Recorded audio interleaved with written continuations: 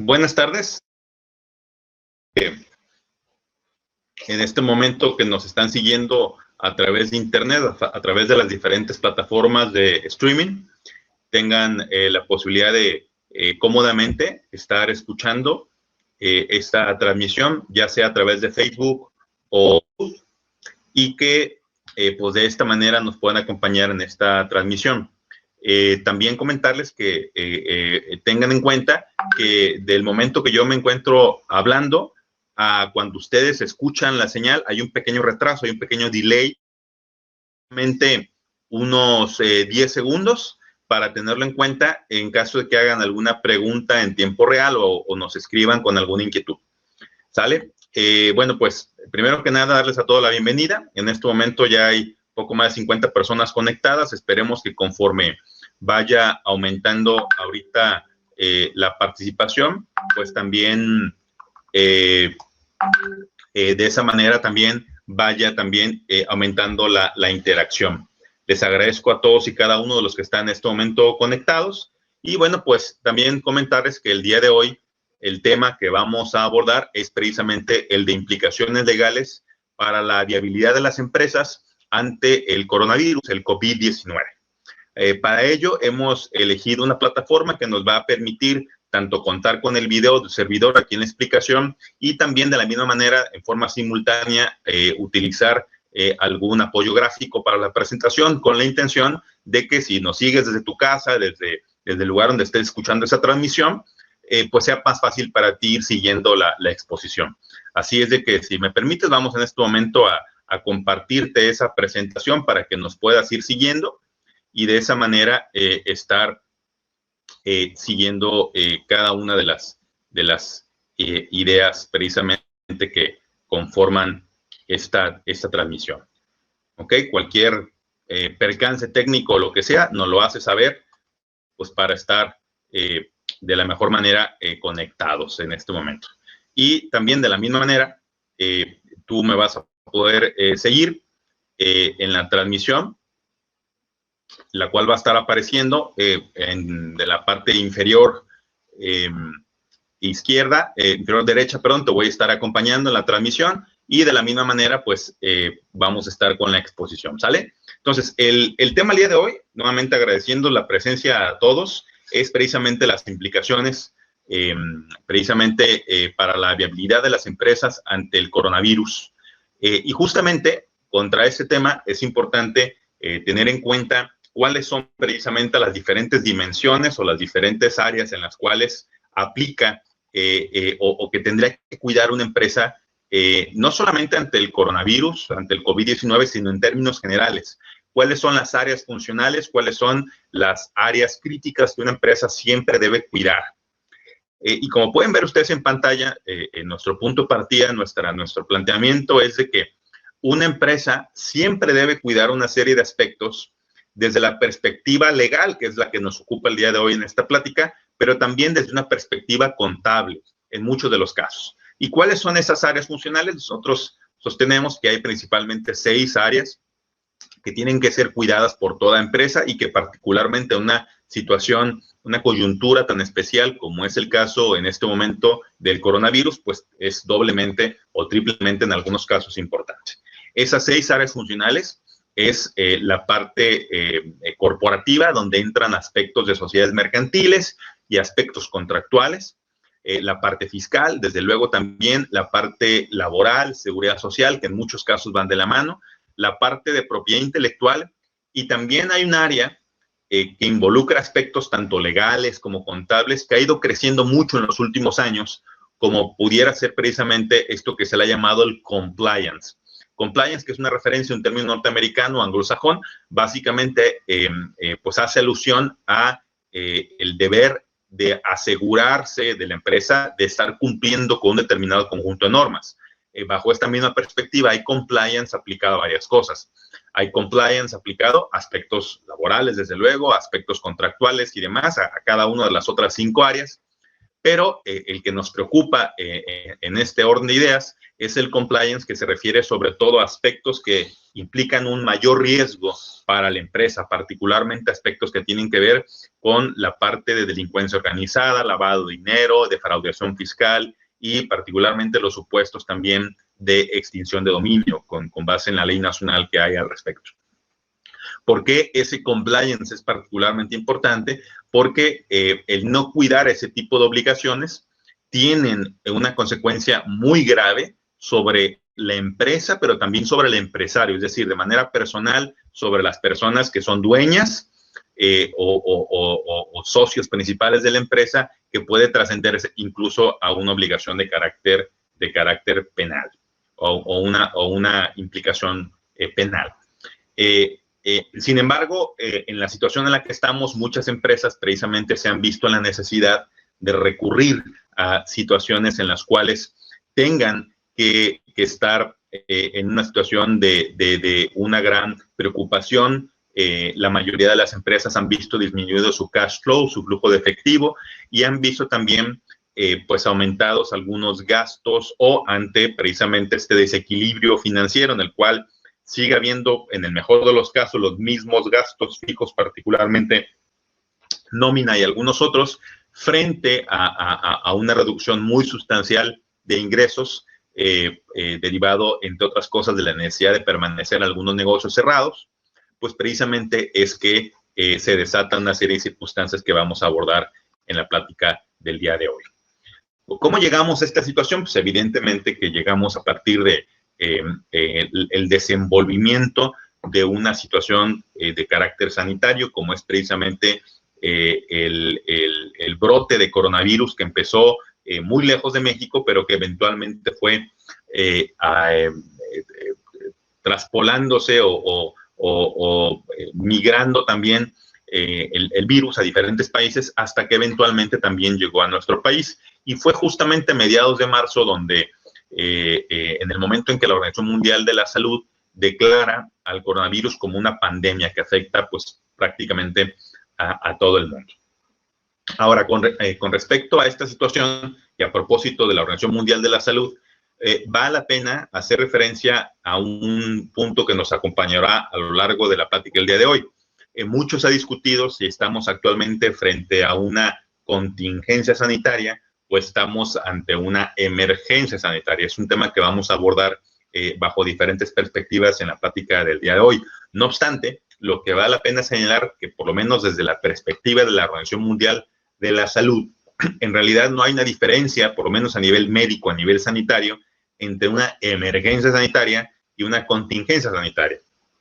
En realidad pareciera que son dos términos relacionados y que en realidad uno viene siendo, por lo menos a partir de los documentos guía para abordar precisamente ese tipo de situaciones que ha emitido la propia Organización Mundial de la Salud, y particularmente de un fondo que a partir de sus documentos se ha creado, que es precisamente el Fondo para Contingencias Derivadas de Emergencia Sanitaria, que podemos concluir que en realidad, por lo menos bajo la perspectiva de este organismo internacional, la contingencia es un resultado, es un efecto que deriva de una situación de emergencia sanitaria, emergencia de salud.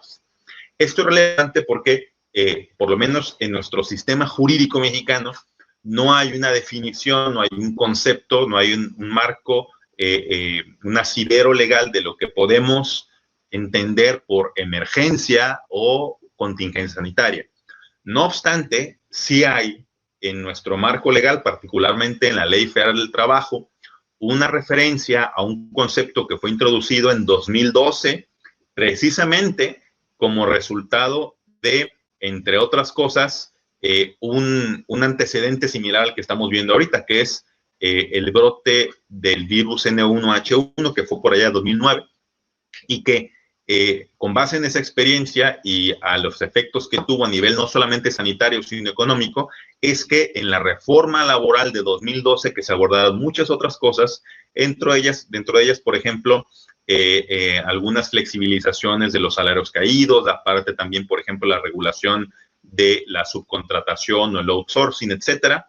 La recordarán como una reforma a inicios del sexenio anterior, del sexenio de Enrique Peña Nieto, en el cual pues se hicieron varias reformas un poco más tendientes a flexibilizar las condiciones laborales y el mercado laboral, y ha sido vista por muchas personas como un poco más pro patrón, por lo menos bajo esta perspectiva, ¿no? Y fue en esta reforma en 2012 donde se introdujo este concepto de contingencia sanitaria, precisamente a propósito de las diferentes formas en cómo se puede suspender la relación de trabajo, para que precisamente bajo un supuesto muy particular haya un efecto al cual nos vamos a referir en un momento más.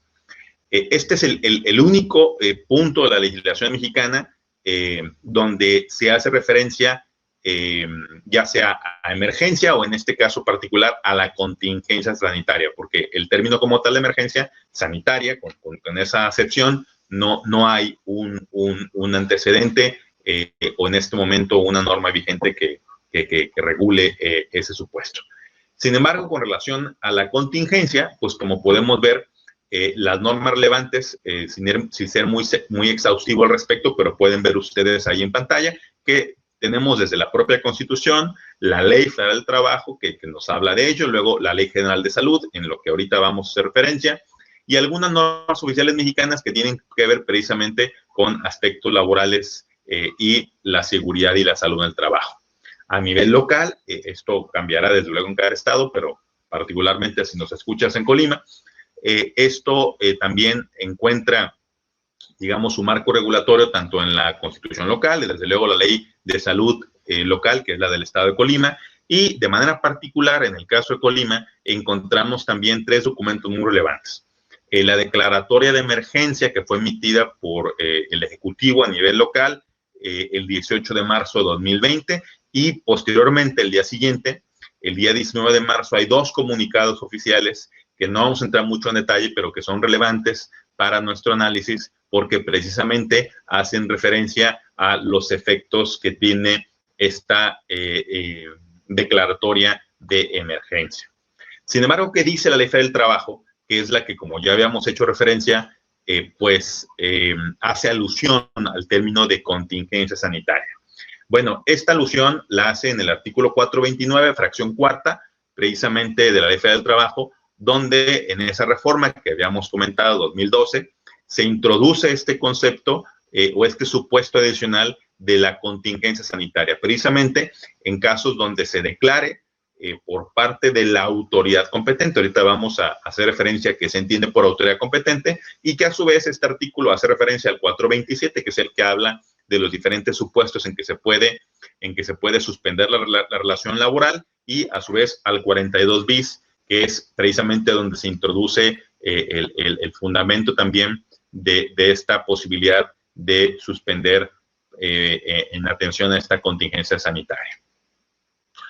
La propia legislación federal, la misma Ley Federal del Trabajo, no define qué es una contingencia sanitaria. Sin embargo, sí nos indica que ese mecanismo de la contingencia o esa hipótesis, ese supuesto de que se dé la contingencia sanitaria, desata un mecanismo muy particular, que es el que precisamente ha estado en el foco de la discusión a nivel coloquial, en las mesas de muchas familias, y que seguramente a nivel de la política pública y de las decisiones que se han tomado en las últimas 4 o 5 semanas ha sido extraordinariamente relevante, precisamente por los efectos que tiene. Porque precisamente cuando se da esta situación de contingencia sanitaria, se activa un mecanismo que contempla el propio artículo 429 de la Ley Federal del Trabajo, en la cual se permite que se suspenda la relación laboral hasta por un máximo de 30 días, un mes, en el cual no se pagará el sueldo, pero se pagará a cambio una indemnización correspondiente a un salario mínimo. Es decir, no se termina, no se rescinde la relación laboral, sigue existiendo la relación laboral, pero queda como en suspenso, que queda en hold, digamos, y que esto hace que durante ese tiempo que dure la contingencia sanitaria, que en cualquier caso no va a ser mayor a un mes, se le pagará al trabajador el equivalente a un salario mínimo.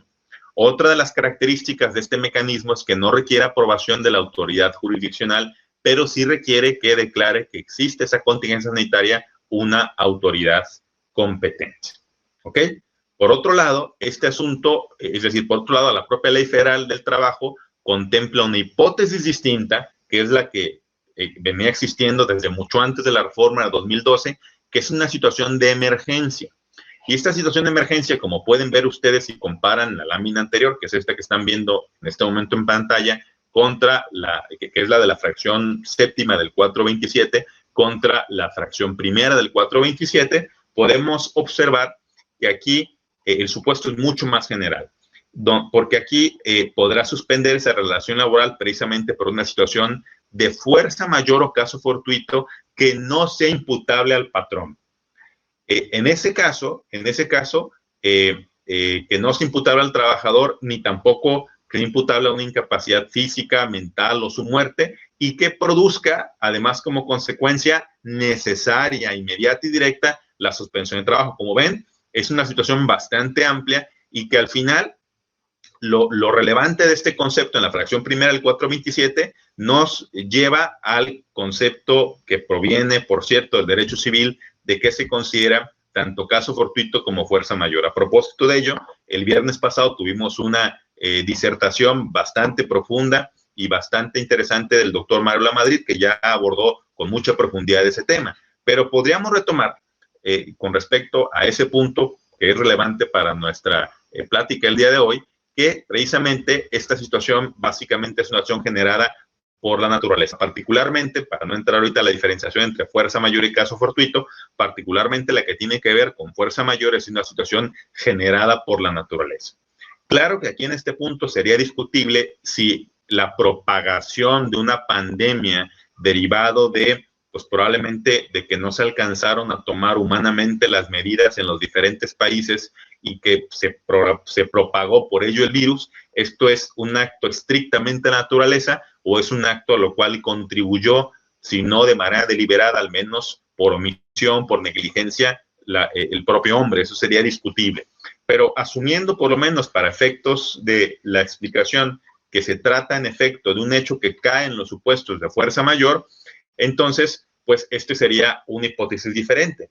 ¿Qué efectos tiene que son distintos del supuesto de contingencia sanitaria? Pues de que en este caso, aunque también puede durar hasta máximo de 30 días, un mes, en este caso, la suspensión conlleva el pago del salario total que tiene el trabajador. Y además, como una particularidad de este mecanismo, tendrá que darse aviso de la suspensión al tribunal o a la junta en los estados que todavía hay junta, si no hay todavía tribunal, precisamente para que, previo el procedimiento especial que se haya contemplado de acuerdo al artículo 897 de la propia Ley del Trabajo, apruebe o desapruebe que en efecto la situación cae en los supuestos de esa fracción primera del 427.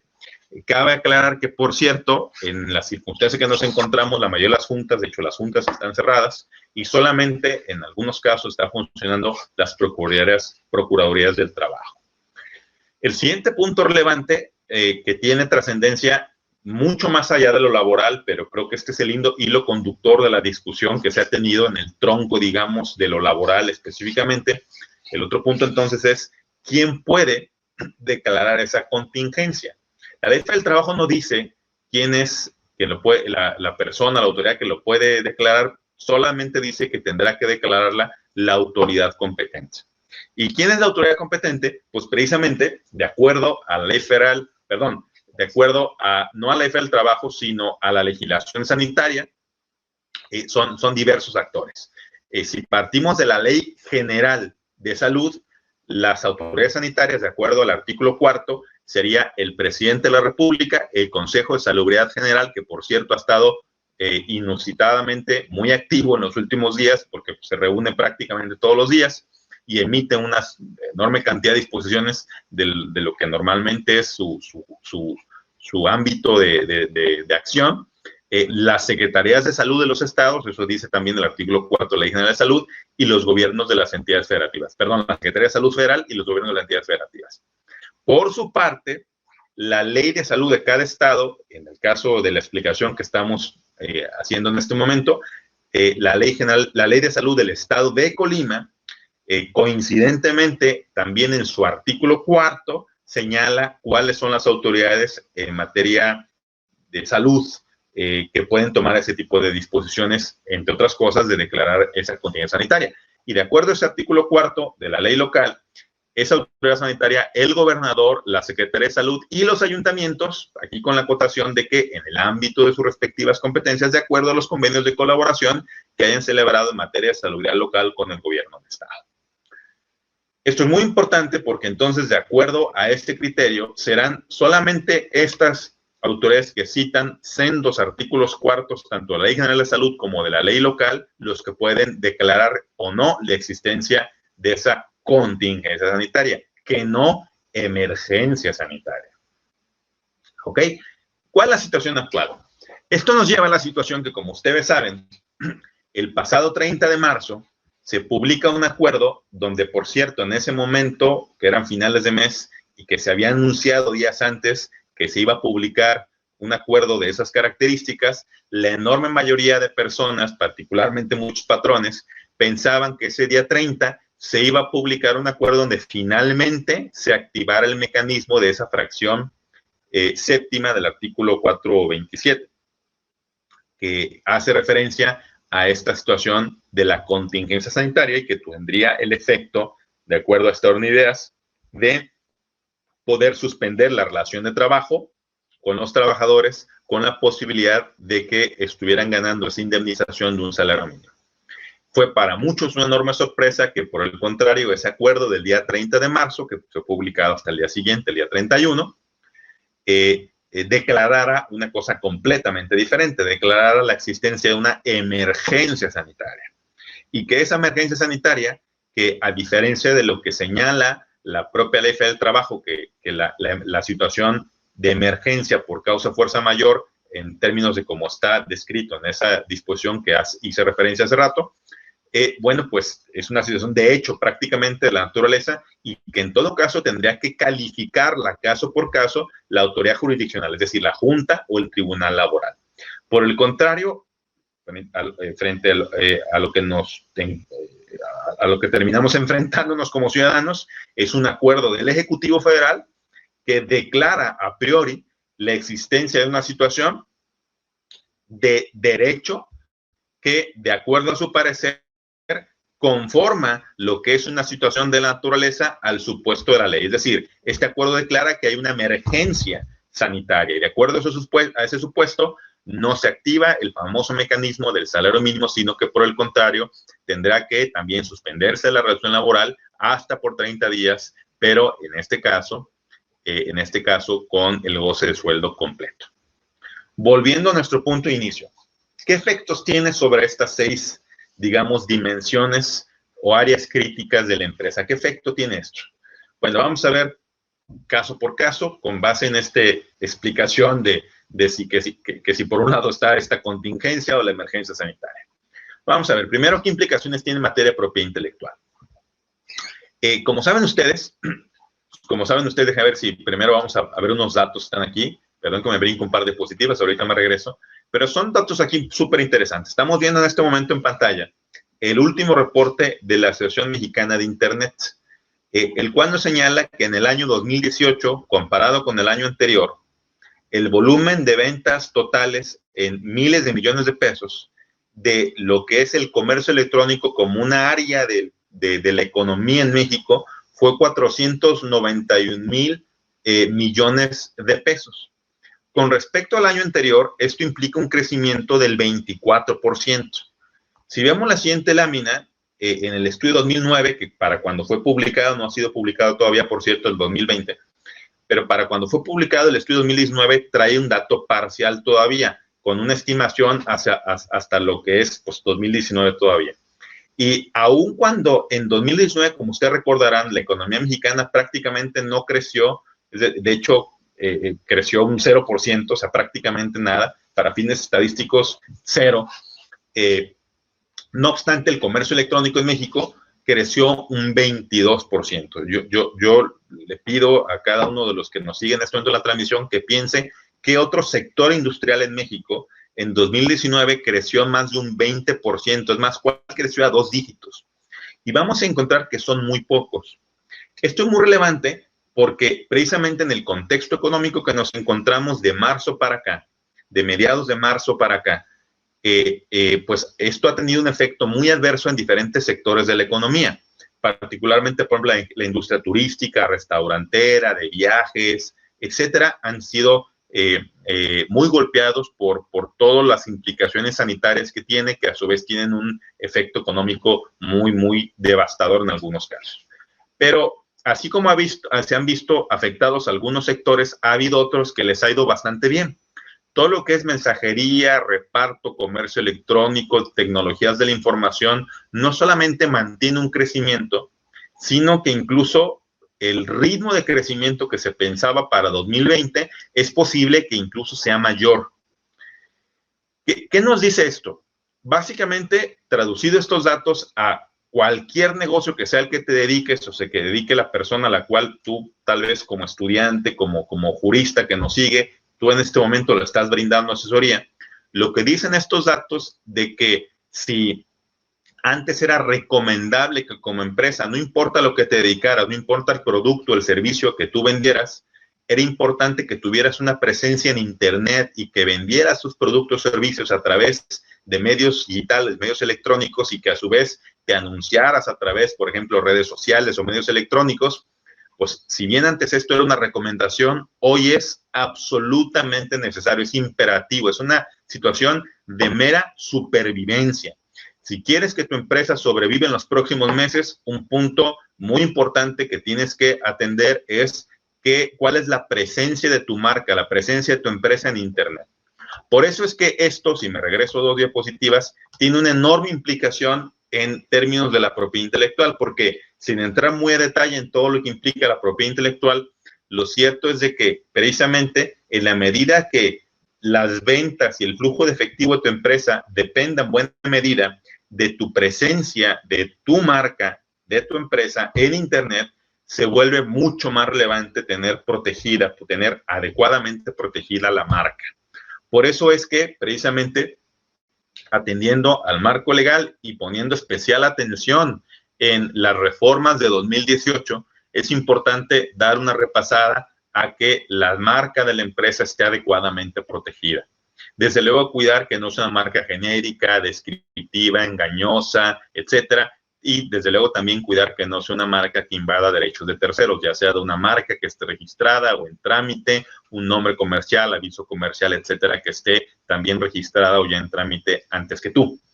Es importante que se haga una adecuada revisión profesional sobre este punto, de manera que nos aseguremos que tu marca realmente es tuya y que esa marca está adecuadamente protegida para tener un crecimiento realmente terso, un crecimiento en términos de la presencia de marca indisputable a nivel jurídico, que al rato no vaya a salir, pues que ese crecimiento conlleve un conflicto legal con el verdadero titular de esa marca. Bajo ese sentido, es importante tener en cuenta que pues, tú le puedes poner en principio la marca que quieras a tu empresa. No obstante, si la quieres en exclusiva, pues tienes que atender estas reglas que estamos comentando, ¿no? Tienes que cuidar que no entre en conflicto ni caiga en los supuestos que mencioné hace rato. El titular de una marca puede ser una persona física o moral. Una reforma importante de 2018 es que ya no solamente pueden ser considerados como marcas todo signo visible, sino incluso ya entran aquí también las marcas olfativas, sonoras, etcétera, y que en vez de ser visible puede ser una marca como las que me he referido, que sean susceptibles de ser percibido por los sentidos, ¿no? Que sean percibidos por los sentidos y susceptibles además de representarse de alguna manera. También es importante que, y esto ha evolucionado relativamente rápido a partir de la reforma de 2018, que cuando describamos los productos y servicios de una marca, sean con un mayor nivel de especificidad para evitar caer en un supuesto general de la clase que para estos efectos se sigue una clasificación internacional, que es la clasificación de NISA. También es importante tener en cuenta que bajo esta nueva definición de lo que puede constituir ahora una marca, hay que poner atención de manera muy particular al artículo 53 del reglamento de la ley de la propiedad industrial, que es el que señala que para efectos de que se considere que es susceptible de representación la marca, debe cumplir algunas características. Debe ser legible, piensen, por ejemplo, una marca olfativa, una marca sonora, no es visible en términos de la definición anterior de qué era una marca, pero en términos de esta definición vigente a partir de 2018, no es visible, pero sí es susceptible a representación. No obstante, esa representación, como ven ustedes aquí, tiene que ser legible, completa, accesible, inteligible, es decir, entendible y objetiva. No puede prestarse a diferentes interpretaciones. Bueno, estos son los datos que vimos hace un momento y por esto es que es muy importante cuidar ahora más que nunca la presencia de tu marca, porque la marca va a convertirse en un catalizador, va a ser aquello que te va a permitir expandir tu crecimiento en Internet o va a ser el obstáculo mayor que te va a obligar probablemente incluso a cambiar de nombre o a restringirte a no poder tener una presencia de tu marca en Internet. Dos datos muy importantes a tener en cuenta, según este mismo reporte que hago referencia de la Asociación Mexicana de Internet, es de que a diferencia de ciertos grupos de edades donde preferimos tal vez usar una computadora de escritorio, una laptop, el dispositivo que ahora tiene mayor uso a nivel México es desde luego los dispositivos móviles. Hay gente que nunca tuvo una computadora de escritorio, nunca tuvo una laptop, pero tiene un teléfono móvil. Y esto hace que haya una mayor penetración en Internet. El teléfono móvil, de hecho, es el responsable que hayamos pasado de 50% aproximadamente penetración en Internet de banda ancha a el 70% aproximadamente en los últimos datos. Y también es importante tener en cuenta, y esto va muy de la mano con la estrategia de comercio electrónico para tu empresa, que el medio preferido de pago cuando estamos tratando de vender productos o servicios a través de Internet, pues es, como ven ustedes ahí en la gráfica que está en la parte inferior, la tarjeta, tanto de crédito como de débito, aunque también el pago en tiendas de conveniencia se ha vuelto extremadamente interesante. Bien, hasta aquí algunas de las implicaciones en materia de propiedad intelectual. Ahora vamos viendo algunas implicaciones en materia corporativa, y ahí vamos, pues más o menos bien en tiempo. Una implicación muy importante es que tienes que cuidar tu principal vehículo de protección que tienes como empresario. Y el principal vehículo de protección que tienes como empresario, o si tú no estás escuchando y eres un estudiante de Derecho, eres un abogado, es importante que le ayudes a tus clientes a cuidar su principal instrumento de protección. Y ese instrumento de protección, para aquellos negocios que operan como persona moral y los que no, pues tal vez es un muy buen momento de ir pensando en constituir una, es precisamente la sociedad mercantil. La sociedad mercantil, particularmente dos, que es la sociedad anónima y la sociedad responsable limitada, aunque ahora también está la sociedad por acciones simplificada, que merecería una explicación aparte. Pero digamos que las dos más populares de momento, que es la sociedad anónima y la sociedad responsable limitada, tienen el beneficio de la responsable limitada. Aquí cabe hacer notar que, contrario a lo que mucha gente piensa, que porque la SDRL incorpora en su nombre los términos responsable limitada, mucha gente tiende a pensar que esa es la única, el único tipo de sociedad mercantil que tiene ese beneficio. No obstante, la sociedad anónima, aunque no lo menciona en su nombre, también goza del beneficio de la responsable limitada. ¿Y qué es la responsable limitada? Básicamente, la regla que permite que la responsabilidad de los socios se limite solamente hasta el monto de lo que aportaron. Sí y solo sí cuidan las reglas para constituir la empresa, la sociedad mercantil, digamos, en este caso, y también para mantenerla en un margen de regularidad. Y esto implica hacer o cumplir una serie de formalidades que son realmente mínimas, que antes incluso eran un poco más engorrosas y que después de una serie de reformas sucesivas que ha habido en 2016, 2017, 2018, son hoy en día todavía mucho más fáciles. Pueden ver ahí una lista de beneficios, yo sé que todos ya los conocen, pero simplemente por mencionarlos, hay un mejor manejo de riesgos, se pueden deducir más cosas también, hay un mayor escudo legal, que eso es creo que la razón de ser frente a todos los terceros, y cuando decimos terceros son acreedores, proveedores, trabajadores, que ahora hay una enorme o incidencia de contingencias con el tema laboral, así como también autoridades administrativas. Aun cuando hay una serie de excepciones que nos llevaría más tiempo del que tenemos asignado para esta intervención, el mencionar cada una de ellas, creo que sí es relevante tener en cuenta que es algo que tenemos que ponerle, digamos, una atención considerable. ¿Sale? ¿Cuáles son los cuidados que tenemos que tener? Básicamente dos. Tener una asamblea ordinaria al año al menos, o sea, podemos tener más asambleas ordinarias, las que querramos, en realidad una vez al mes si queremos, pero la ley nos obliga a tener por lo menos una al año. Y también que cada vez que tengamos un cambio corporativo importante, significativo, también tenemos que documentarlo. En el caso más típico de una sociedad anónima, esto caería en lo que sería un acta de asamblea ordinaria, y esos cambios corporativos a los que yo hice referencia sería un acta de asamblea extraordinaria. ¿Cuál es el principal obstáculo con las dichosas asambleas?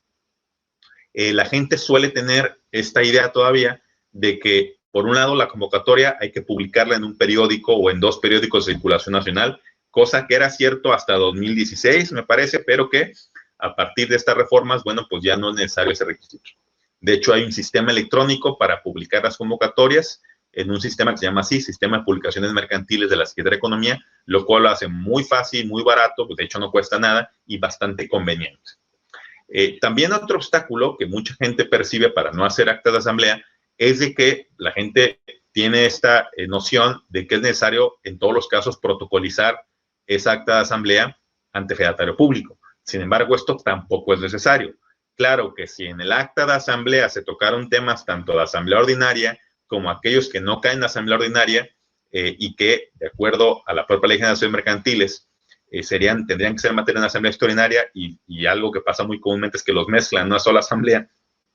Entonces, para cumplir con la formalidad, sí tiene que revestirse como una asamblea extraordinaria, y ahí sí pasarse ante la fe de formalizarse, protocolizarse ante fedatario público.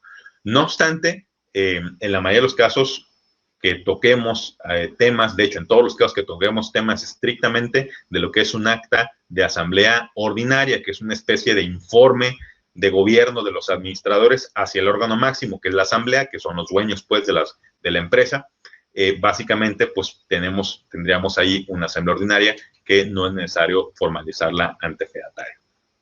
Entonces, no es necesario publicar ni gastar en 2 periódicos de circulación nacional, que eso solía ser muy caro. Tampoco es necesario gastar en fedatario para una asamblea ordinaria.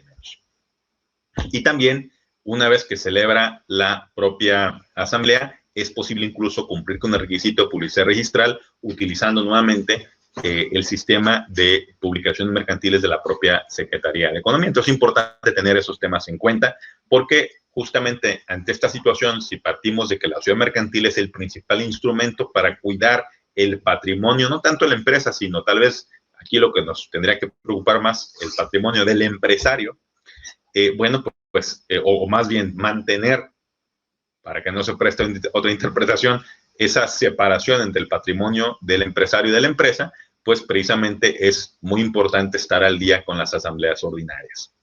Es muy importante, sobre todo antes de que empiecen a materializarse conflictos con terceros, le hace trabajadores, acreedores, proveedores, etc.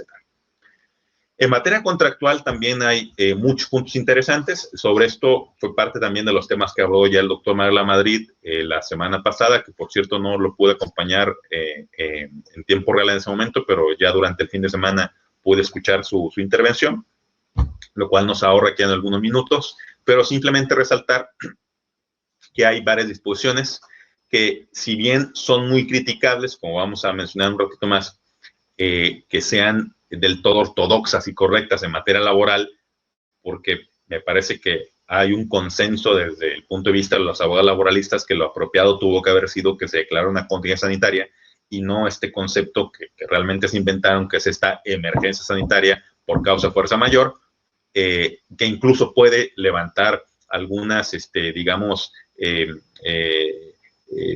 argumentaciones en contra de que ese acuerdo publicado en el propio Diario Oficial de la Federación sea incluso constitucional, pero por lo menos, digamos que desde el punto de vista estrictamente privado, desde el punto de vista mercantil, termina, si me permite el término, rebotándole a favor a los empresarios, porque en virtud de esta determinación tenemos un instrumento público, como es un decreto presidencial publicado en el Diario Oficial de la Federación, está avalado también por el Consejo General de Seguridad, que básicamente determina que hay una situación como la que estamos refiriendo. Hay una emergencia sanitaria por causa fuerza mayor y que en términos del propio Código Civil, en este caso lo que está viendo en pantalla es el Código Civil de Colima, pero hay disposiciones correlativas a nivel del Código Civil Federal y los códigos de cada una de las entidades federativas, básicamente tiene una serie de efectos que ahí terminan rebotando, digamos, decía yo hace rato, a favor.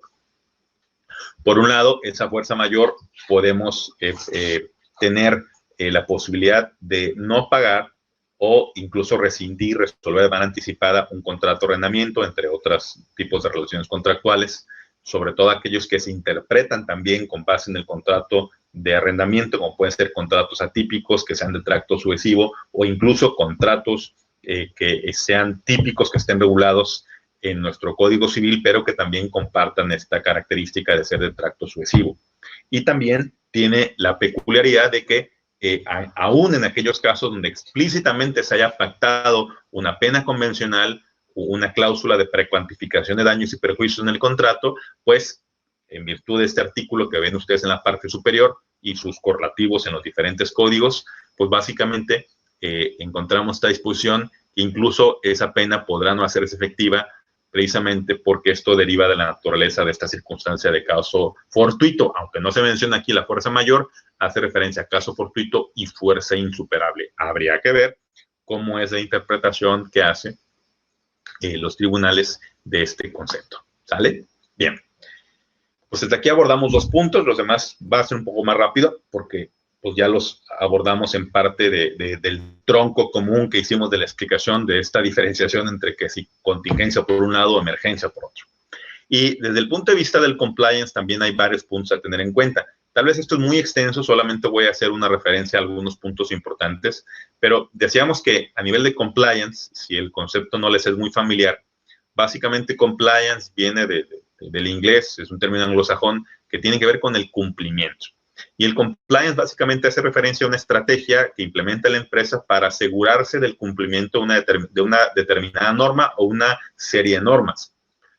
Precisamente bajo la perspectiva de que es mejor ponerle recursos, tiempo, dinero en prevenir, en asegurarnos que realmente estamos cumpliendo con una norma y no luego lidiar con las consecuencias de que estemos ante la sorpresa de que no estamos cumpliendo con una determinada norma en particular.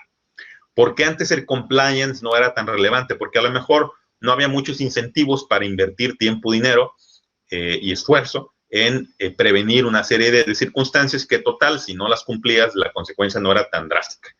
Hoy en día, en virtud de las disposiciones que hay en materia de lo que están viendo ustedes en pantalla, que es tanto la Ley Federal contra la Delincuencia Organizada, la Ley Nacional de Extinción de Dominio, que tiene una serie de planteamientos bastante graves, cuya implicación en este momento rebasa a la explicación que tenemos asignada para el día de hoy, y también varias disposiciones de carácter penal, particularmente las que hacen referencia a la defraudación fiscal, por lo menos como entró en vigor precisamente en 2020, ligada a su vez con las disposiciones tanto del Código Fiscal de la Federación y por otro lado también los tipos penales tanto de lavado de dinero, contrabando y los demás que ustedes ven ahí, en su conjunto hace que se obliga hoy en día prácticamente a todas las empresas, no solamente a las empresas muy grandes, a los grandes conglomerados de empresas muy grandes del país, sino incluso prácticamente a cualquier micro, pequeña empresa, hoy en día está obligado a cuidar una serie de supuestos. Yo sé que si tú no estás escuchando y eres estudiante de Derecho o eres un abogado que no le toca lidiar de manera,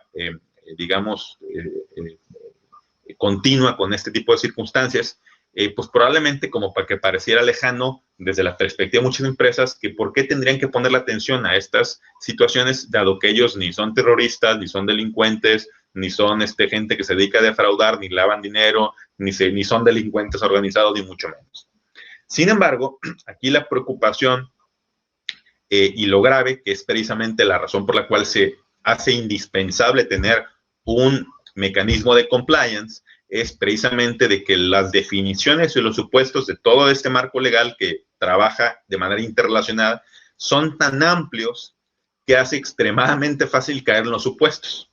O sea que si una persona en 2020 de repente contrata una empresa, esa empresa a lo mejor contrata un fontanero, por ejemplo, el fontanero pues a lo mejor no está dado de alta, no tiene facturas, tú siendo diligente, siendo cuidadoso, le exiges la factura, esa persona pues por cumplir va y le pide una factura a no sé quién, ese no sé quién dice, mira, yo no tengo, pero pues te conozco un contador muy bueno que te consigue la factura, tú le pagas como es, no hay simulación de actos, no hay defraudación fiscal, pero si uno revisa con mucho detalle las definiciones, pues puede ser que esta factura sea emitida por un EFO, un EDO, ya ven que están estas definiciones, y básicamente se actualice esta situación de defraudación fiscal, que aunque hay una serie de topes y montos, pues básicamente expone prácticamente a cualquier ciudadano a caer en los supuestos que en primera instancia parecían reservados para transacciones de muy alto monto, muy complejas. En consecuencia, aquí la recomendación para toda empresa, pero en todo momento, desde luego, y particularmente ahorita, en la circunstancia que nos encontramos con el coronavirus, es ser todavía el doble de cuidadoso con todos tus supuestos. ¿Por qué? Porque en los próximos meses se va a dar un fenómeno muy interesante, que ya lo estamos observando. El gobierno federal, en general, las instituciones públicas van a estar muy presionadas por ingresos. Recuerden que también está la baja de precio del petróleo y una serie de circunstancias. Y bueno, pues no les va a quedar de otra. Además está la intención manifiesta de no contraer deudas, no contraer préstamos, ¿no? Por parte del gobierno federal al menos. Esto va a implicar que va a haber una enorme presión sobre las autoridades recaudatorias, pues para cobrar impuestos. Y esto va a implicar que van a estar realmente presionando demasiado a las autoridades, sobre todo el SAT, la Secretaría de Hacienda, por estar cobrando impuestos y realmente siendo de sobremanera cuidadosos con la literalidad de la ley, de tal manera que si de repente uno por descuido, por inobservancia, por no tener un mecanismo de compliance, la empresa cae en algunos de estos supuestos, la consecuencia puede ser adversa. No solamente pagar multas, recargos, actualizaciones, sino la consecuencia puede ser la pérdida de libertad. Es decir, la consecuencia rondará en el vecindario de lo que son las sanciones penales. Entonces es bastante grave y por eso es muy importante, y más ahora con la situación de finanzas públicas, por así llamarlo, doblemente importante tener un mecanismo de compliance. De aquí vamos al tema laboral. Ya estamos casi cerrando y cerca de cumplir la hora. Y bueno, en materia laboral ya adelantamos buena parte de ello. Vale la pena hacer referencia a un par de datos importantes. Si vemos esta gráfica que están viendo en este momento en pantalla, que es todavía hasta el año pasado, antepasado, podemos ver cómo hay una serie de sectores que han ido creciendo. Básicamente, los sectores de servicios han ido creciendo en términos de trabajo a distancia. Por otro lado, también, en lo que se refiere a trabajo a distancia, pues evidentemente hay una correlación. En la medida que tu trabajo sea más especializado y tengas un mayor nivel de ingresos, es más fácil que tú puedas trabajar desde casa. Esto ya es una encuesta que se hizo recientemente, apenas el mes pasado. También el mes pasado se hizo esta encuesta. Bueno, ese es un seguimiento de las aplicaciones que se han descargado con mayor frecuencia. Y pues pueden ver que todo lo que implica ahorita trabajo desde casa, videoconferencias, pues, parte de lo que estamos haciendo probablemente no hubiera sido a lo mejor algo que se hubiera llevado a cabo si no es precisamente por la situación de distanciamiento social. Entonces, bueno, son tendencias que nos hemos visto en la necesidad de participar todos, ¿no?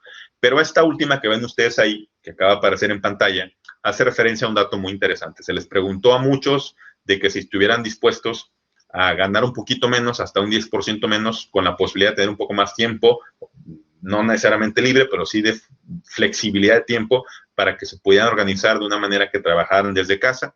Y una buena parte de los trabajadores, hasta un 68%, manifestó que sí, que le gustaría ese esquema. Y también esto implica que hay una disposición hacia lo que en México hemos llamado recientemente el home office, que no es otra cosa más que pues, un nombre que le damos a esto que en muchos lugares se llama trabajo remoto, teletrabajo, etcétera, ¿no? El teletrabajo, trabajo remoto, home office, como quieran llamarle, hay todo una serie de cosas que pudiéramos hablar al respecto, quedaría para otra plática, pero de momento vale la pena, por un simple principio de organización, mencionar que se puede clasificar de dos maneras, en atención al patrón o al espacio donde se lleva a cabo el trabajo, y por otro lado, con respecto al trabajador. Con respecto al patrón, digamos que hay tres tipos de empresas, ¿no? Con relación a este home office. Están las empresas tradicionales, que hasta hace poco tiempo éramos buena parte de las que operamos en México, que muchas de ellas nunca habían tenido una experiencia de trabajo a distancia o teletrabajo, trabajo remoto, y que pues ahora se han tenido que implementar un poco a fuerzas, ¿no? Luego están las remote friendly, o las que son, digamos, medio amistosas, ya tenían algo implementado o o que de manera parcial ya implementan alguna estrategia de trabajo remoto. Y bajo esa perspectiva, bueno, pues ya no les costó tanto adaptarse a la circunstancia. Y hay otras que son remote native o nativas completamente, así como hay los nativos digitales, hay empresas nativas remotas, y son empresas que ya operaban completamente en línea, que todos sus trabajadores son a distancia y que de hecho no tienen, en el sentido tradicional, una oficina que es algo así como su matriz o su oficina principal. Si acaso, solamente para efectos de cumplir el requisito mínimo a nivel contable, a nivel fiscal, tienen domicilio pues fiscal, ¿no? Un domicilio legal y ya. Pero realmente no hay ninguna operación material ahí, porque todo opera en línea, todo opera a distancia, todo está descentralizado y la mayoría de los trabajadores, que pueden ser muchos, no necesariamente tienen que ser poquitos, operan completamente en forma remota. Desde la perspectiva del trabajador, tenemos trabajadores, y esto puede ser por la modalidad laboral o en la modalidad de trabajo privado, por ejemplo, como prestador de servicio, tiempo completo, con flexibilidad de horario o freelance. Es decir, una persona que trabaja de manera independiente, en España les llamarían autónomos. Lo relevante con relación al home office, teletrabajo, trabajo remoto, trabajo a distancia, como le quieras llamar, es cómo se regula en México. Por lo menos lo relevante, insisto, para esta plática. Bueno, pues resulta ser que el teletrabajo en México no.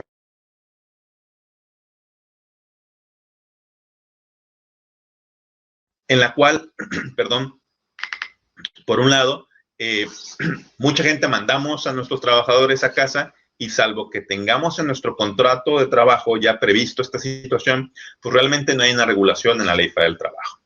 No quiere decir que no esté permitido, no está regulado, pero no quiere decir que no esté permitido, como ustedes saben muy bien. Sin embargo, vale la pena hacer referencia a dos antecedentes. Primero, que en 2017 hubo un intento, bueno, hubo un foro que se hizo y un estudio que sacó la Cámara de Diputados, que a su vez hace referencia a una serie de estudios de la Organización Internacional del Trabajo de 2016. Y luego en 2018 una iniciativa de reforma que fue aprobada en la Cámara de Senadores, pero que ya no ha pasado de ahí, no ha sido aprobada en la Cámara de Diputados y ciertamente no ha sido publicada en el Diario Oficial de la Federación, ni mucho menos. Lo criticable tal vez de esta iniciativa de reforma es que asimila el trabajo remoto al trabajo a domicilio, y me parece que son dos fenómenos completamente diferentes. Ahorita no nos da tiempo de abordarlo con más detalle, pero si alguien tiene la inquietud, en la fase de preguntas, con todo gusto me regreso aquí. Siguiendo con el tema laboral, es importante tener en cuenta que aquella discusión que hacíamos al inicio de esta plática, de que si se suspende la relación por motivo de una contingencia sanitaria o una emergencia sanitaria, en un término más general de ideas, cae en esta situación de la Ley Federal del Trabajo, donde la relación de trabajo puede en algunos casos ya sea suspenderse, puede terminarse, ¿verdad? O puede rescindirse, ya sea sin responsabilidad para el trabajador o sin responsabilidad para el empleador. Las causas que nos referimos hace rato del 427 caen en los supuestos de suspensión, lo cual genera varios escenarios, ¿no? Primero, el que ya hicimos referencia de la famosa contingencia, que se hubiera declarado, que por cierto todavía estamos en la posibilidad de que se declare, porque recuerden que el mecanismo, el otro también dura 30 días, entonces existe la posibilidad de que tal vez para mayo ahora sí se declare una contingencia sanitaria. En ese escenario seguiría una empresa, aun cuando esté cerrada, pagando los salarios del trabajador, pero ya no a salario completo, sino ahora sí al salario mínimo. Por el caso contrario, que no se haya declarado una contingencia, sino se declare lo que pasó en abril, que es una emergencia sanitaria, por muy criticable que pueda ser de manera inmediata, esto tiene el efecto de seguir pagando los salarios.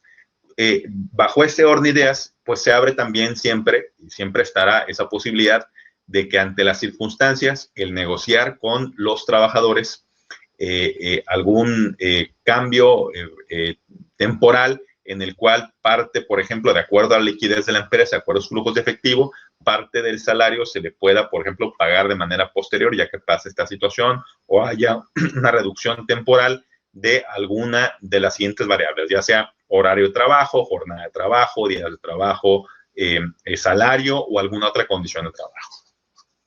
Es muy importante que en digamos, estrategia de negociación se evite dar un paso en falso. Y el paso en falso puede consistir que de repente de manera unilateral un patrón decide, porque pues, así le dijo el contador o porque así lo vio indispensable de acuerdo a sus flujos de efectivo, simplemente él decidió cambiarle alguna de estos variables que mencioné hace rato. Les bajó el sueldo, los descansó por días, etcétera, pero de manera unilateral. Eso es muy riesgoso porque, primero, porque no se puede hacer, también se equipara a un despido injustificado. Es decir, encima de que puede ser contraproducente, podríamos, como patrones, estar anticipando, estar adelantando un conflicto, o sea, estar propiciando el conflicto que es el que se supone que nos queremos evitar, nos queremos alejar. Siguiendo con el tema laboral aquí, entonces la recomendación siempre es tener mucho cuidado ahí, tener siempre también atención que en caso de una disputa, por muy que pueda admitir diferentes interpretaciones y por muy que pueda estar en disputa la constitucionalidad inclusive del decreto aquel que ya hacíamos referencia el 30 de marzo, lo cierto es que mientras tanto, si bien la declaración, aun cuando la haya en mayo, aún o con la circunstancia que nos encontramos en abril de la dichosa emergencia sanitaria, aun cuando esta situación la ha declarado o la declararía en el caso de la contingencia una autoridad sanitaria, la verdad de las cosas es de que la interpretación de los alcances de este documento la va a hacer siempre la autoridad laboral. Y la autoridad laboral, bueno, pues todos sabemos a veces una cierta tendencia que hay, por muy que hay muchas autoridades laborales que tienden a ser muy ecuánimes, muy objetivas, la verdad es de que pues no pueden sustraerse a la obligación del artículo 18 de la Ley Federal del Trabajo, que señala básicamente que en caso de duda, en caso de que sea impreciso, sea abstracto, sea digamos, poco claro, algún texto, alguna situación de hecho, se le tiene que dar la razón al trabajador, tiene que prevalecer la interpretación más favorable al trabajador. Y esa es básicamente la espada, pues, de Damocles que, en este caso, el patrón siempre tiene que cuidar, que en último caso, cuando tenga que ir ante una autoridad jurisdiccional, más vale que vayamos bien documentados con nuestro expediente laboral, con todo bien puesto en lugar, porque si no estamos a merced de la interpretación que haga la autoridad laboral. Finalmente, ya para acabar, ¿cuáles serán las implicaciones? Aquí lo voy a tocar un poco en conjunto, dado que es la última parte, que además es pequeña ya, en materia de seguridad social y fiscal. Bueno, aquí parte de lo relevante es de que si, por ejemplo, una empresa en este lapso de tiempo, abril, mayo, negocia una reducción, por ejemplo, en el salario, esto va a implicar, primero, que tiene que estar muy bien sustentado y documentado en convenios de modificación de la relación laboral, los cuales idealmente tendrían que ratificarse ante la Junta, los tribunales laborales, aunque en este momento están cerrados. Pero sería lo recomendable. Además de esos documentos, aquí se desprende una serie de cosas.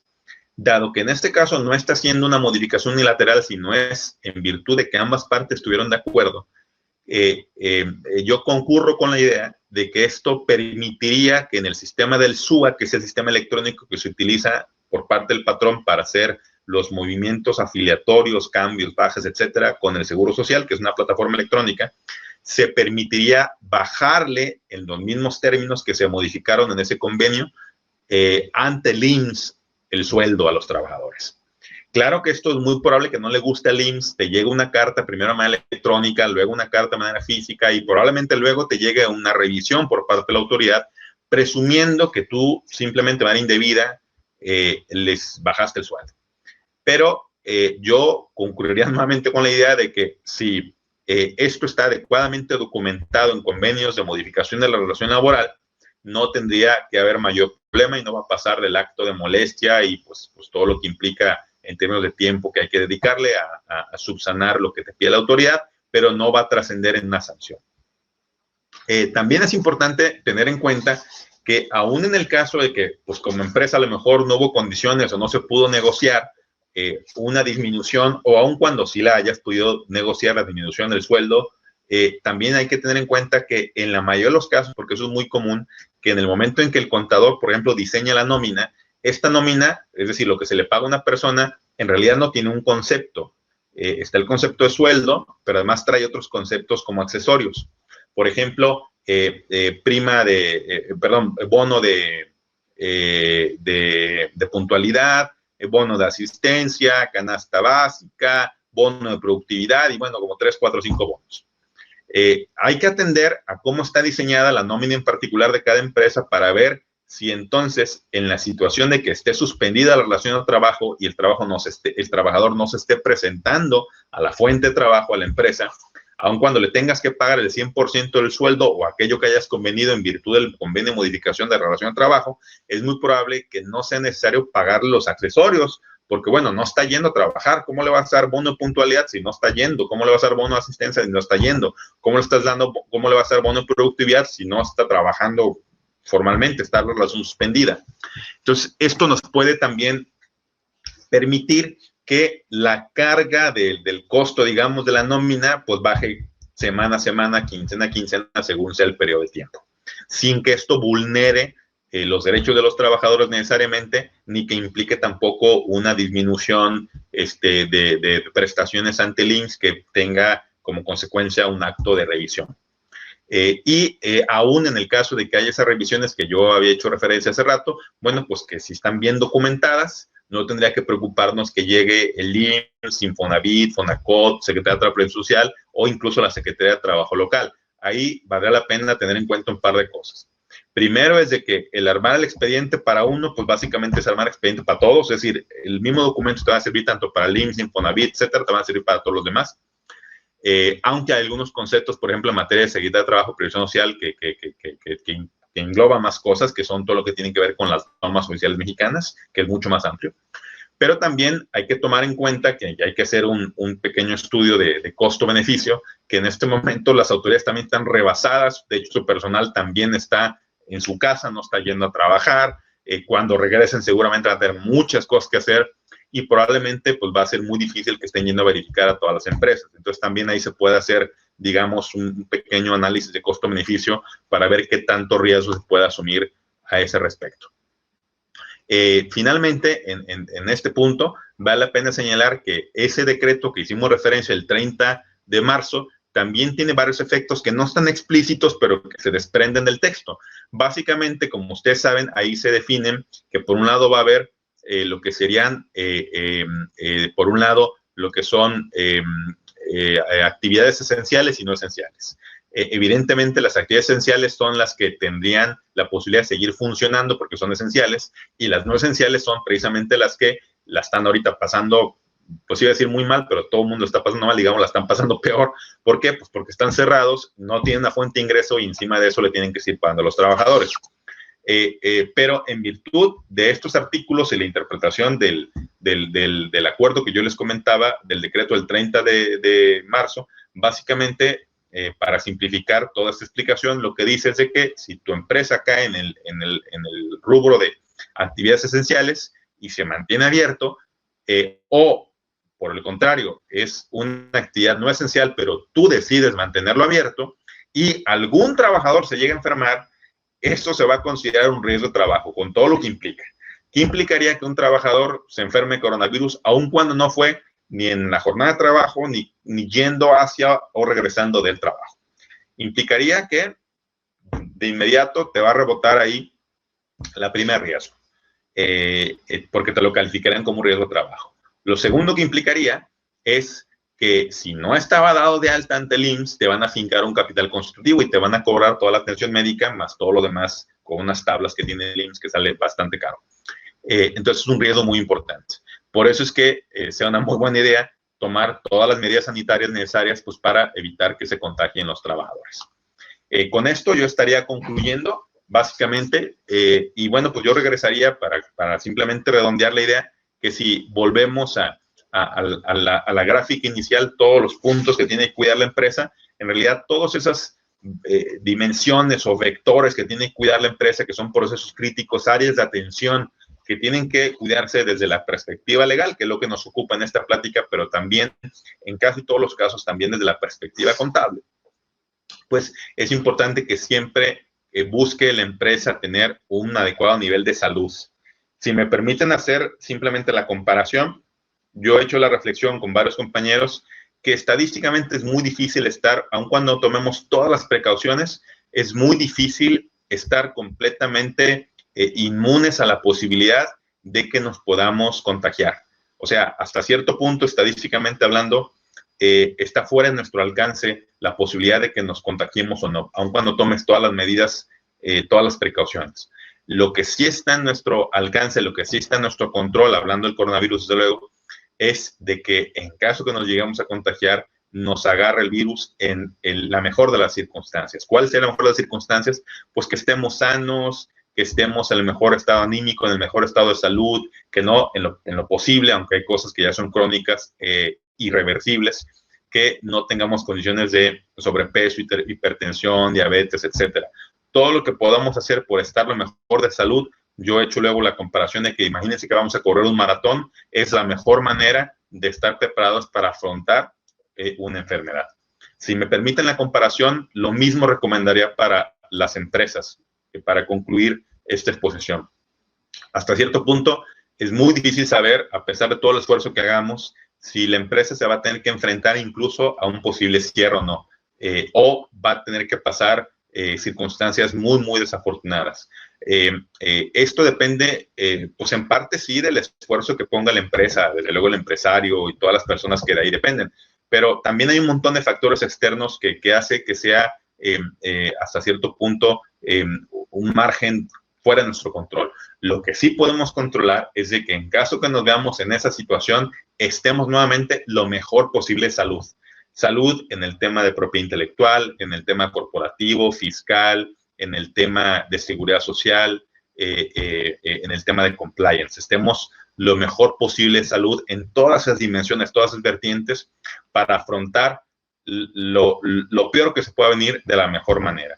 Aquí es muy importante seguir la máxima de esperar lo mejor, pero prepararse para lo peor. Y ante esos escenarios, realmente ese es el estándar que tienen que tener todas las empresas, preparándose para el peor escenario, pero siempre esperando lo mejor con mucha digamos, buena lead y con mucho positivismo ante las circunstancias. Con esto yo terminaría mi intervención y desde luego quedaría aquí a sus órdenes para cualquier pregunta, cuestionamiento que quieran hacer.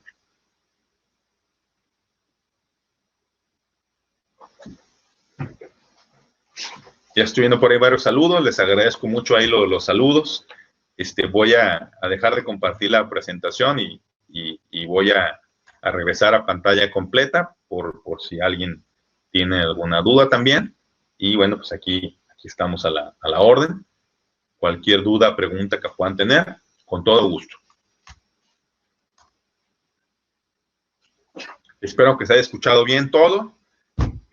Si alguien tiene alguna duda, aquí no hay manera de que abran el micrófono, pero bueno, aquí leo por lo menos sus preguntas. Si alguien tiene alguna pregunta o comentario, con todo gusto estoy a la orden. Gracias, Bárbara. Aquí estoy leyendo tu felicitación, te agradezco muchísimo. Por ahí está Lisbeth también, que los alcanzo a leer, hay varios saludos. Creo que la mayoría saludos, pocas preguntas. Pero igualmente quedo por aquí a la orden en caso de que alguien tenga alguna pregunta adicional. Si no fuera el caso, pues los invito a que luego compartan esta presentación y pues con todo gusto ahí podamos compartir esta pequeña aportación de los profesores de la Facultad de Derecho de la Universidad de Colima.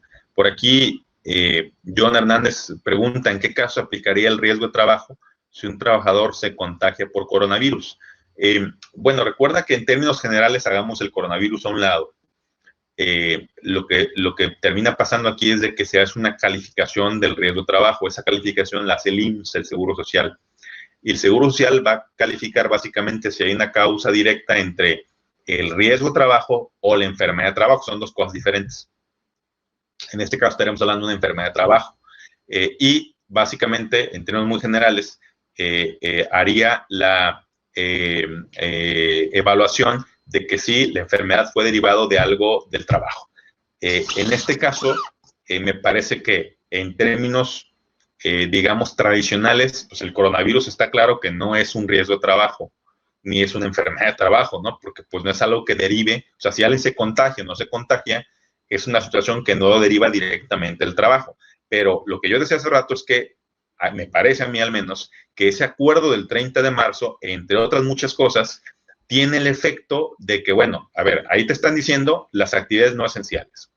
Si tú, de tu negocio, es una actividad no esencial, pero tú decides mantenerla abierto, entonces, bajo tu cuenta y riesgo corre de que si un trabajador se enferma, en realidad va a ser muy difícil establecer si se enfermó en el trabajo o rumbo o de regreso del trabajo. Y corresponderá a la autoridad, en este caso el IMSS, determinar si es o no una enfermedad de trabajo. Lo más seguro, la verdad es de que ya me puedo imaginar que lo más fácil para ellos va a decir, no, pues sí, sí es un riesgo de trabajo, porque además indirectamente ellos les va a permitir cobrar más como primer riesgo. Por otro lado, si tu negocio es una actividad esencial, pues ello va implícito que pues la propia actividad hace que por su naturaleza esté abierto el negocio y esté funcionando a pesar de la situación sanitaria, lo cual hace que automáticamente también ahí se considere un riesgo para el trabajador el estar expuesto ante la situación, ante esta situación de la contingencia sanitaria. No sé si esto me permite ser un poco más claro en la exposición. Por aquí, Roberto Zapata pregunta que en caso de practicantes de medicina de las diversas universidades, si llegaran a contagiarse el COVID, ¿cómo se realizaría la responsabilidad? Bueno, aquí la pregunta tendría que ver que si estos estudiantes de medicina, ¿qué naturaleza tienen? Entiendo que si están como R1, R2, R3, pues formalmente no son trabajadores. Por lo tanto, no puede haber un riesgo de trabajo. Pero, y es una opinión muy particular, me parece que sí pudiera haber una responsabilidad patrimonial de la Secretaría de Salud o del organismo en el cual estén dando su servicio, en ese momento estén como practicantes o como residentes. También me parece que puede haber una responsabilidad civil al menos de aquellas instituciones educativas que consientan que esté el residente, el practicante, yendo en situaciones desfavorables a practicar. Entiendo que en muchas ocasiones el compromiso, y eso me ha tocado verlo de manera cercana, de muchos de los practicantes residentes de medicina va mucho más allá de lo que humanamente les proveen como herramientas de trabajo y realmente son gente muy comprometida. Pero lo que sí está claro es de que no hay una relación de trabajo, hasta donde tengo entendido. El residente, el practicante no tiene una relación de trabajo, por lo tanto no sería un riesgo de trabajo. Por aquí alguien más pregunta, ¿qué pasaría si el trabajo llegara, si el trabajador, supongo, ¿no? Dice, llegar a fallecer por el coronavirus, ¿será responsable la empresa? Bueno, aquí nuevamente depende de si está la persona asegurada o no. Si tiene seguro ante el IMSS y fallece, entonces nuevamente hay que calificar si esa muerte fue derivado de una enfermedad o riesgo de trabajo. Si ese es el caso, entonces pues se le indemnizará conforme a las tablas del IMSS. No tiene propiamente que pagar la empresa más allá de lo que ya había estado aportando de cuotas patronales. Simplemente lo que sucederá para la empresa es que se elevará la prima de riesgo. Y por otra parte, a los beneficiarios del trabajador, pues se le pagará una vez que sea calificado como riesgo de trabajo y una vez que se haga, digamos, la validación de los beneficiarios, pues se le pagará a los beneficiarios la pensión correspondiente.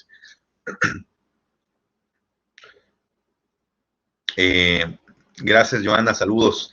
Por aquí, Jocelyn pregunta, ¿se mantienen abiertas los negocios no esenciales? ¿Se les puede atribuir una sanción? A ver si esto está interesante, porque suponte que tú tienes un negocio que está en la lista de los no esenciales, pero bueno, tú decides abrirlo, ¿no? La pregunta es de Jocelyn Yasmín. Y bueno, pues eso implica que bajo tu cuenta de riesgo lo mantienes abierto y te expones a varias cosas. Primero, lo que estamos hablando con los trabajadores. Segundo, puede ser que la autoridad sanitaria, tanto estatal como los propios ayuntamientos, que en el caso de Colima han estado muy activos al respecto, también pueden llegar y te clausuren, como ha estado sucediendo en los días anteriores. O sea que encima de eso, pues tendrías sanciones de carácter administrativo y demás. Sí puede darse esa circunstancia. Darío Macías ahí manda saludos, también le mando saludos. Por ahí Rafael Chávez Rodríguez pregunta, ¿las autoridades laborales deberán cuidar a detalle los convenios modificatorios de las condiciones de trabajo? Bueno, a mí me parece que la autoridad laboral, en el caso sobre todo la fracción primera del 427, que es la razón primigenia en la cual se da el supuesto la fuerza mayor, pues ahí sí tienen que cuidar que se den los supuestos y tienen que validar el convenio. Pero, en cambio, cuando se da un convenio de modificación de la relación laboral donde ambas partes están de acuerdo, me parece que el acudir a ratificarlo es simplemente una formalidad para darle validez al documento, pero que en realidad, salvo que existe una situación completamente fuera de lugar, en realidad no sería procedente que la autoridad se ponga a calificar y o hacerle modificaciones a ese convenio, porque a final de cuentas están en su margen de libertad, tanto el trabajador como el patrón, de hacer esos convenios de acuerdo a las circunstancias, en el entendido de que a veces el trabajador cede un poquito, prefiere disminuir alguna de sus condiciones con la intención de preservar la fuente de trabajo, preservar la fuente del empleo. Entonces, en mi opinión, no tendrían que hacerles una sanción, ¿no? Ni nada por el estilo. Pues no sé si hubiera alguna otra pregunta. Vamos a dar unos segundos más a ver si sale alguna otra pregunta.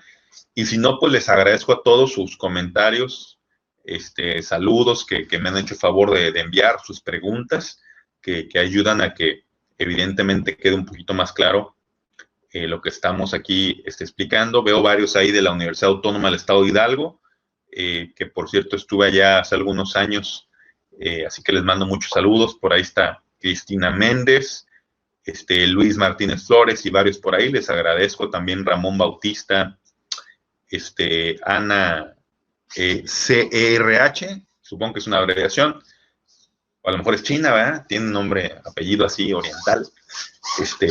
Y bueno, también está Hamed Mendoza y varios, Roberto Wesley Zapata y varios compañeros también de la Universidad de Colima. Por ahí está Marifer Grajeda, saludos Marifer, Sebastián Vázquez, está Jaime Hernández también de la Universidad del Estado de México, Judith Moctezuma de la Estado de Hidalgo, disculpa, Judith Moctezuma de la Universidad Autónoma del Estado de Hidalgo, también de la misma institución Ulises Cortés, está Misael Octavio de la Madrid, de la Universidad de Colima, y bueno, pues la lista es larga y no alcanzo a mencionar a todos, pero veo varios de la Universidad Autónoma del Estado de Hidalgo y de la Universidad de Colima, así que les agradezco a todos su atención. Les agradezco mucho también, por ahí estoy viendo al licenciado Francisco Vasconcelos Morán. Licenciado, gusto saludarte. Por ahí mi tocayo también, el licenciado Óscar Felipe Silva. Muchos saludos. Así es de que bueno, pues les agradezco a todos su atención y bueno, pues con esto despedimos la transmisión. Por ahí veo también a Salvador Hernández de San Luis Potosí. Ya no vi a tus compañeros acá de Guadalajara y Nayarit, Salvador. Ahí sí los ves, les compartes la liga de la transmisión. Pero bueno, igual les mando un enorme saludo a todos. Les agradezco mucho su atención y yo quedo a sus órdenes. Voy a dejar ahí en los comentarios, una vez que se publique en la página de Facebook, voy a dejar mi correo electrónico o algún lugar en el cual me puedan hacer llegar alguna pregunta adicional que tengan. Y finalmente agradecerles a todos su atención, su gentileza de seguirnos en esta transmisión, no solamente al servidor, sino a la serie de conferencias que ha organizado la Facultad de Derecho de la Universidad de Colima.